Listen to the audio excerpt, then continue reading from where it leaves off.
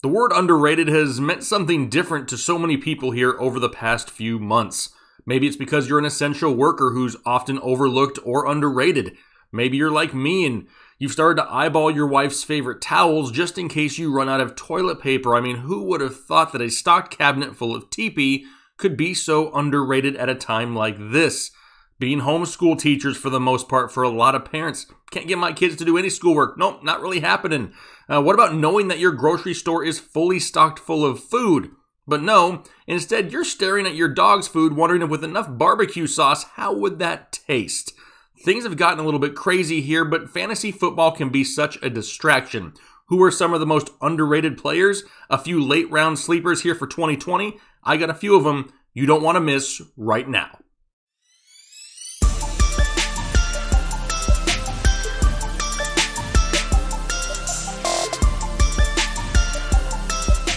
What is going on, Headliner Nation? Jake, Fantasy Headliners. Hopefully everybody's doing well out there. And today, we're talking some underrated players, right? Some late round sleepers. All of these guys have a current ADP over 100. However, they do have some fantasy value here in 2020, so we're going to talk about them. Not going to take a whole lot of time. We're going to get right into the list because I got 3 players you need to write down during your draft strategy as potential late round sleepers.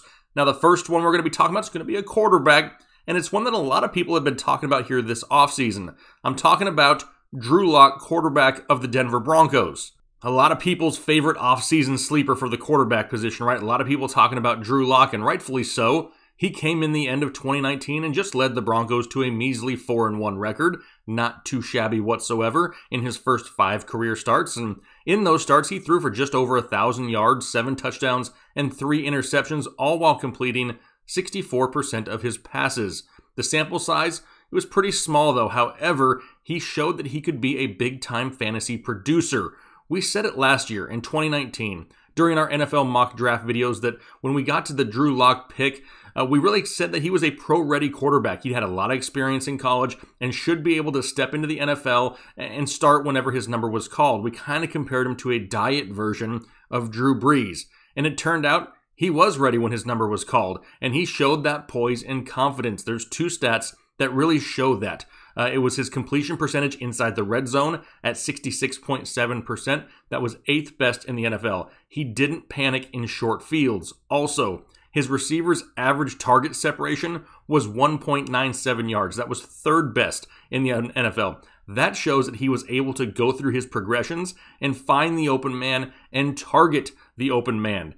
And he really did it with minimal weapons, right? I mean, he basically only had Courtland Sutton last year. Noah Fant did turn it on their end of 2019, but as a rookie tight end, wasn't going to be maybe what he could be this year. I mean, let's put it in perspective a little bit.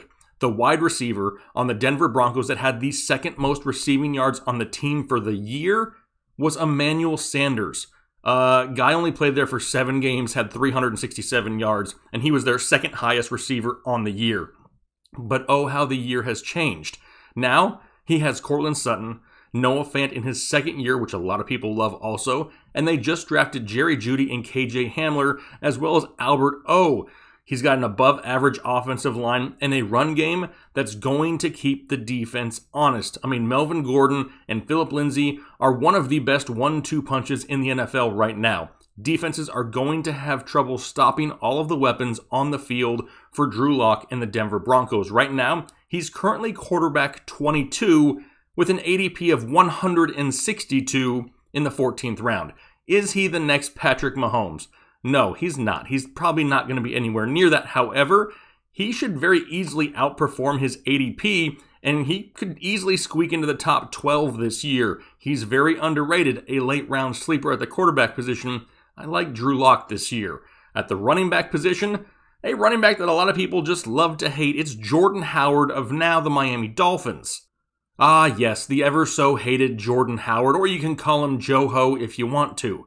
The least appealing running back in fantasy football, it seems like, for years. But why? I really think it's because people go into seasons with unreal expectations of what Jordan Howard really is. They did it in Chicago, they did it in Philly, and I'm sure they're going to do it again in Miami. He didn't get much of a chance in Philly, though, with injuries, and then we had the Miles Sanders late season takeover. But once again, Jordan Howard showed what he was. He's a running back that's going to average right around 4.3 yards per carry, and he's going to find the end zone. He has 30 career touchdowns in 57 career games. Now, he's not going to be a great pass-catching producer, even though he's caught 74% of his targets over the past 3 years. So that's definitely improved, and a narrative that's kind of being overplayed a little bit. He doesn't get a whole lot of targets. However, he has been improved the past few years. Now we know that Matt Breida, he's going to be involved in this offense also. But I think that we can say that Miami is a team that is much improved over last year, right? Especially on the defensive side of the football. The Dolphins were dead last in rush attempts last year with only 349 rush attempts on the entire season. That's really because their defense couldn't stop anyone, and they were having to throw all 4 quarters, all 16 games. Their defense added some key pieces with Kyle Van Noy and Byron Jones, and that offensive line was addressed in this offseason also. Now, Matt Breida, he's never had more than 153 carries in a season, and Jordan Howard is more than capable of handling the early down work and all the goal line touches, even if Howard only gets 200 carries. That's going to put him right in the ballpark of 800 to 900 yards and 7 touchdowns, and that'll put him in the mix for the top 24. Right now, Jordan Howard is currently running back 39 and being drafted at the 106th overall pick. Definitely a value. If you need some depth, some running back depth on your roster later in drafts, Jordan Howard better be a target on draft day, because this is a guy that could easily become a running back 2 that you get at a huge value late in your drafts. But what about wide receiver? I think it's time we have ourselves a case of the Beasles. Cole Beasley, wide receiver, Buffalo Bills. There may not be a better crazy late value right now than Cole Beasley at the wide receiver position, because he's basically going undrafted altogether this year. Now, sure, the Bills, they brought in Stephon Diggs, and yes, he's going to get targets. I get it. I understand it. But why are we just assuming that Cole Beasley just disappears? I honestly feel like Diggs hurts John Brown more, and in turn, that could help Cole Beasley just a little bit. Now defenses have the speed of John Brown on one side, the route running ability and the separation skills of Stephon Diggs on the other side, safety help over the top on them, which could leave the middle of the field wide open for little Cole Beasley to do his PPR damage. Now, similar to Jordan Howard here, don't over-expect and you won't be disappointed. Cole Beasley is not a weekly must-start whatsoever. If you're relying on a pick that you drafted this late in drafts to be a weekly must-start in week 1, you drafted wrong.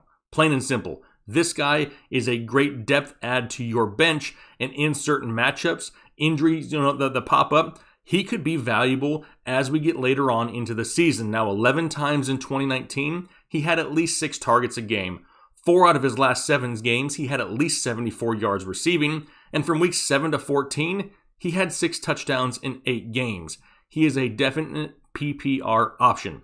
I mean, he's not huge volume dependent, he's not big play dependent, and he's averaging around 5 touchdowns a year over his last 5 seasons. Last year, he finished as wide receiver 34, and now he's currently sitting at wide receiver 63, going undrafted, like I said. A solid run game there, plenty of opportunities for Josh Allen to take a step forward this year, a solid offensive line to give him time. Cole Beasley is still somebody who I'm targeting during drafts. It's going to be one of your last rounds of the draft, and it could be some great bench depth at the wide receiver position that really helps you out here in 2020. I'm targeting myself a case of the Beasles here this year. Just like I've said in a lot of videos here over the past few weeks, though, we're trying to take these guys a little bit at a time. Could we come on here and do a show and list 15 players? We could.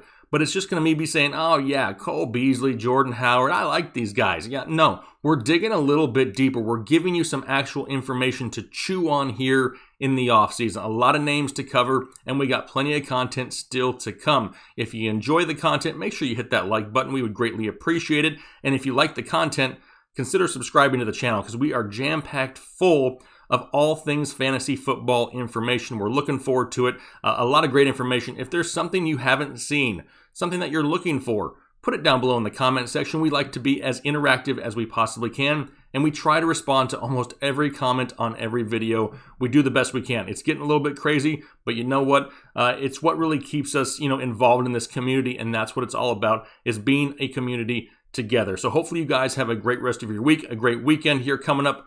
not soon enough. And we will talk to you guys later. Have a good one. Thanks. Bye.